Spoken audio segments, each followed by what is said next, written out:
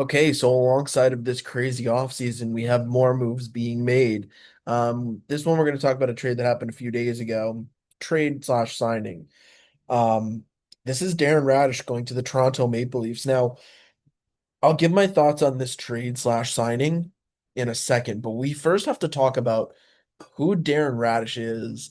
Obviously, if you're a hockey fan, if you watch the NHL, you know who, Darren Raddysh is, you know who he is. He's a defenseman for the Tampa Bay Lightning, but not many people would know who he were 4 or 5 years ago.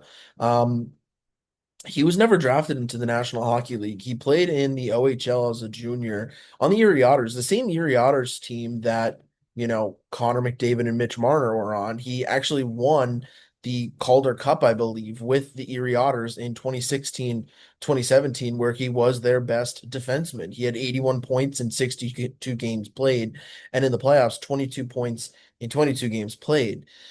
But after that, he wasn't considered to be an NHL level prospect. I mean, he spent time in the AHL with the Rockford Ice Dogs in 17-18 and in 18-19.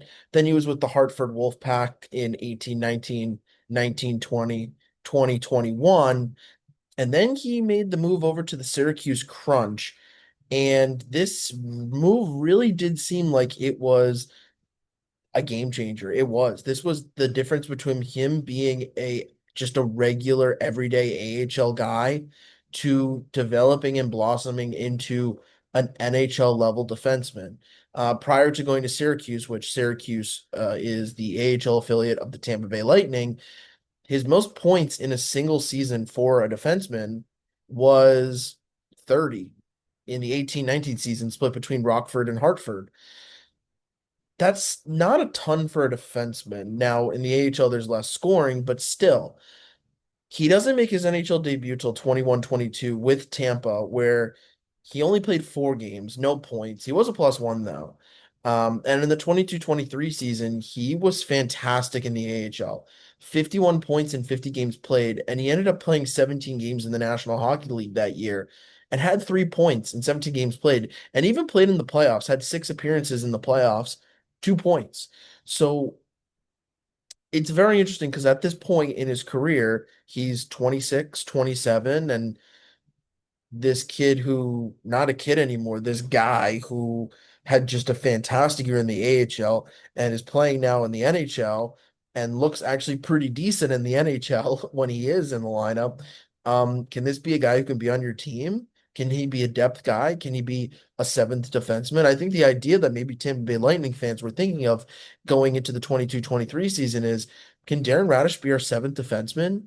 Can he come into the lineup and be a bottom pair guy for us when we need him to be? And the answer to that question was yes and more. His first full season was the 23-24 season 3 years ago when he was 27 years old, I think. 26, 27 years old, something like that. And he was great. 82 games played, 6 goals, 33 points. I mean, 33 points in a 27-year-old's rookie season is pretty good as a defenseman. And he followed that up with a 73 game season the following year and an improvement on points, 6 goals. So the goals stayed the same, but 37 points. So he increased his assists by 4. Um, and then this year was a big year for him, the 25-26 season, because you've had 2 years of a guy who no one really thought was going to make the NHL of 30 points. You're thinking, okay, well, he's, a bottom pair offensive defenseman or a second pair defenseman. Who knows? Maybe he could play top pair. And this year he broke out and exploded. In the 25-26 season, 73 games, which is the same as last year, 22 goals, 70 points, and a plus 21. He had a fantastic year this year, no doubt about it. And the problem with Darren Raddysh having a fantastic year this year, in a year where he's an unrestricted free agent at the end of the year, means he's going to get paid. How much is he going to get paid? At the time, we don't know. We could speculate. At the time, meaning like 3 weeks ago, we don't know. But the problem is that Tampa can't re-sign him. Tampa is a team that is close to the cap. They're always going to be close to the cap. They're a team that won back-to-back Stanley Cups in 20 and 21, made it to 3 straight in 2022 as well. hasn't been able to get back, has really struggled in the playoffs since losing in the Stanley Cup Finals in 2022. Um, and they have to find any way to keep their guys. And it seemed like Darren Raddysh was not going to be one of their guys that they'll be able to keep. And they end up moving him. He was going to be an unrestricted free agent. They end up trading his, they end up doing a sign and trade, not just trading his rights. There's a difference there.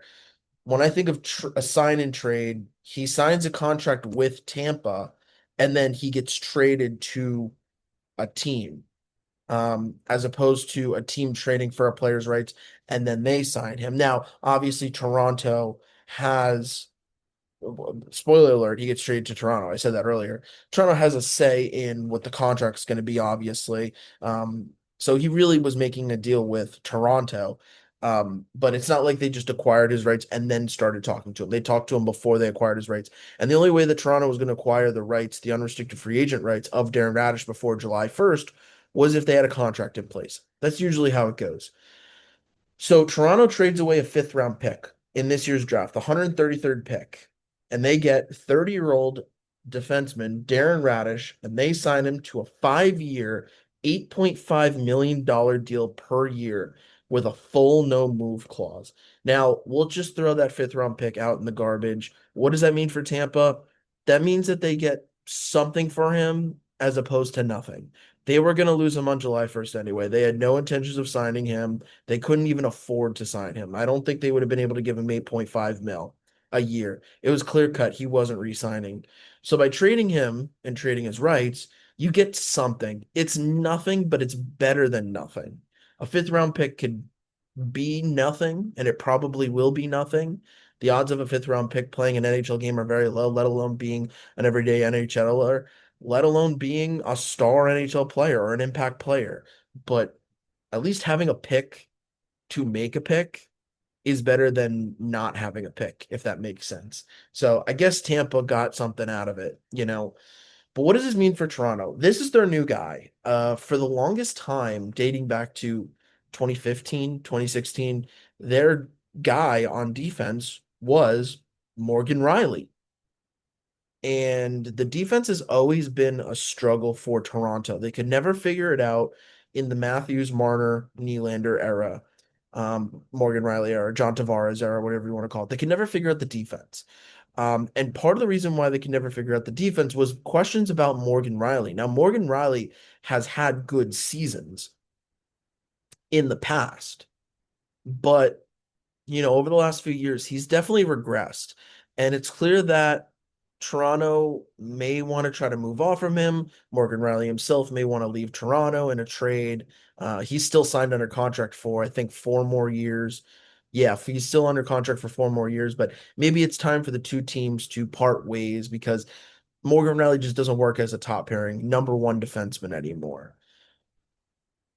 Whether they trade Morgan Riley or not is another discussion. We will get into that in a little bit. But their new number one defenseman is Darren Raddysh. And the question that is to be asked is this a good signing, a good trade and sign? I'm going to say signing now because they signed him.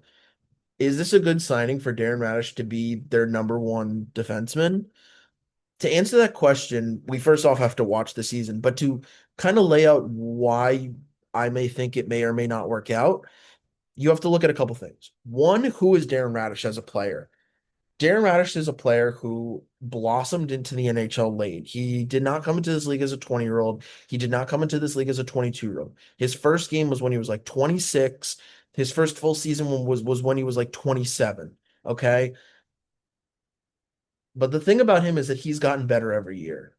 He has grown from 33 points in his rookie season to 70 points this past year. I mean, in the 23-24 season, he was only playing 19 minutes a night, 1906, which was fourth on the team, on Tampa's team, in time on ice for defensemen.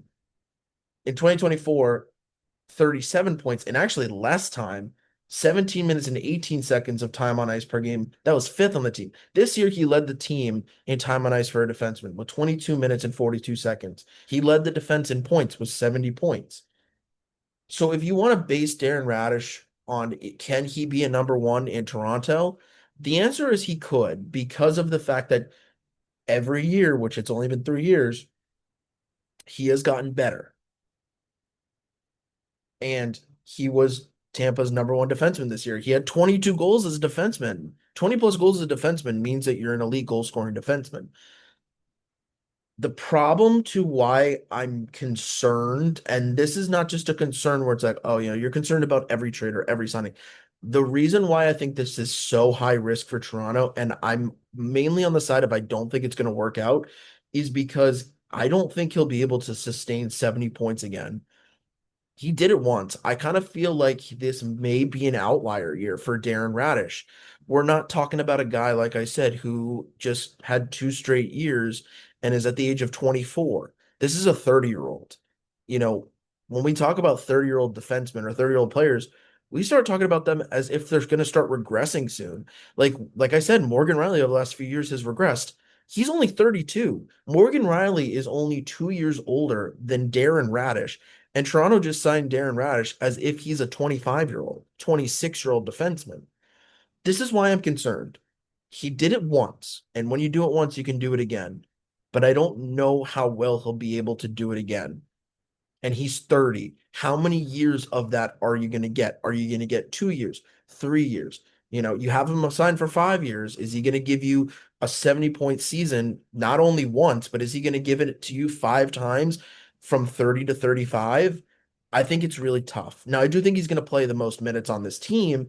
And with him playing the most minutes on this team, I do think he's going to play well. I actually do think that he'll play better than his 23-24 and 24-25 season. I think he'll probably have 40 plus points, but isn't like a 40 to 50 point defenseman who's primarily known for his offensive game just Morgan Riley, but with a right shot and is 2 years younger?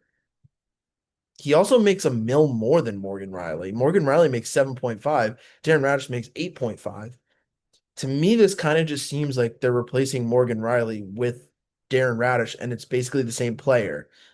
In terms of, you know, their talent level, not their play style, but in terms of their talent level for the team. I'm concerned that Darren Raddysh will not put up 70 points a single season in Toronto. Can he? Definitely. Will he? I think the odds of it are low.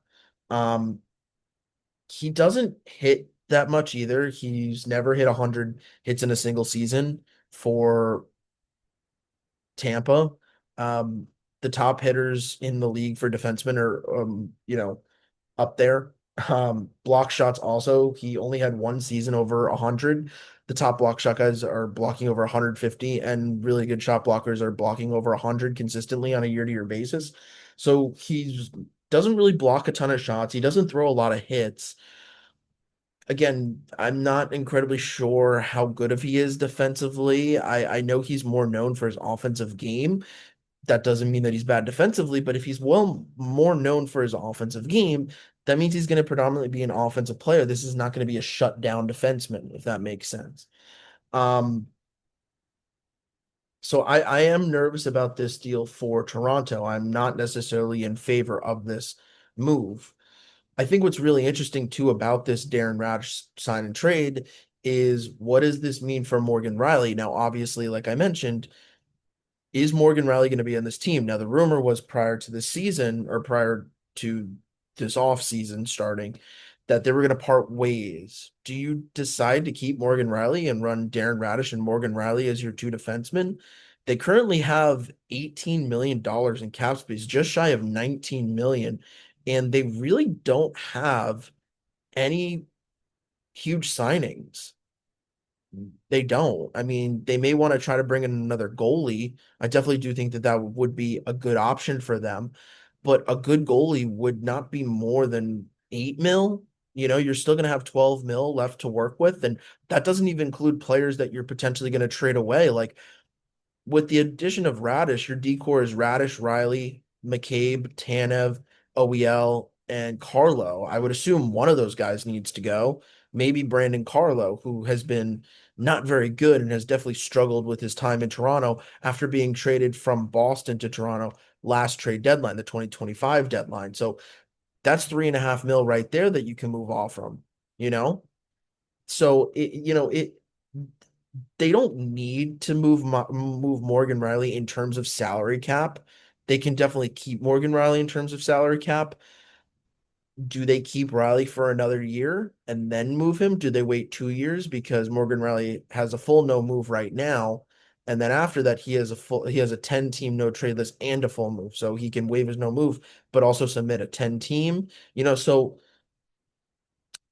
does this mean Riley's gone? Because you would think, okay, they brought one defenseman in, they trade another defenseman out, they trade Riley out. I still think Morgan Riley might be traded, but I could see a scenario where they don't trade Riley and they just have Darren Raddysh and Morgan Riley on the same team, you know?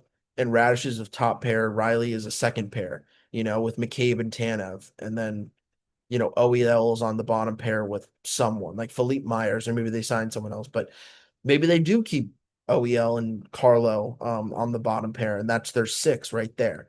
But it's very interesting because they're going to get Gavin McKenna. I know that they want to get back into the playoff mix. I don't think they view this team as a rebuilding team. Obviously, they don't because they just traded and signed for Darren Raddysh. Um, this is going to be interesting for Toronto because they're a team that did not have a good year this year. And that was because their team wasn't built to be good. This is not a Florida Panthers situation where Florida missed the playoffs because one, they've played an extra season worth of hockey over the last 3 years because they've been to three straight Stanley Cup finals and they had everyone injured. This is a situation where they just didn't have a good team on the ice. They got rid of Marner and they just weren't good enough. The goaltending was average to below average. The defense was below average. The offense was below average. It just was overall just a below average team with some stars. Don't get me wrong. Nylander, Matthews, Nyes. Not to mention also Matthew Nyes. He was going to be traded at the deadline back however many months ago. Is Nyes still on the move? If he is on the move, that's $7.7 million off the books. It's tough to say $7.7 million off the books when Matthew Nyes is a 23-year-old superstar, but that just puts you at $26 million. Like, if you trade Riley, then that puts you at, what is that, 35, 34? Sorry, 34. I got to do the math a little bit, but it's going to be interesting what Toronto does because I feel like they're kind of in a weird state of buying, but also selling. Like, are they going to sell Riley? Are they going to sell Nyes? Um, they're going to get the first overall pick, and the expectation right now that it's going to be Gavin McKenna. So Toronto's in a weird situation where they're buying, but they're selling at the same time. And not only are they buying, but they're buying veteran players like Darren Raddysh, who's again going into his fourth full season, who's already 30, but they may be trading away young players like Matthew Nyes, but also maybe trading away old players like Morgan Riley. Like it's a very interesting and honestly kind of weird situation for Toronto. Um, so I kind of don't really know what they're doing and if it's going to work. But they envision Darren Raddysh as being this new retooled wave of Toronto and that he is going to be their number one defenseman. And they are putting a lot of money and a lot of time into it. And we will see if it works out. I'm skeptical. I'm definitely skeptical and I'm nervous. Um, I don't necessarily think Darren Raddysh is going to be the same player he was in the 24 or sorry, in the 25-26 season with Tampa. I don't think he'll be bad, but I don't know if he's going to be worth 8.5 mil in a year from now. So that's all I got to say about the matter. If you haven't, like, comment, subscribe, send it to a friend. Maybe they'll send it to another friend, favorite, if that's still a thing. And yeah, thanks for watching.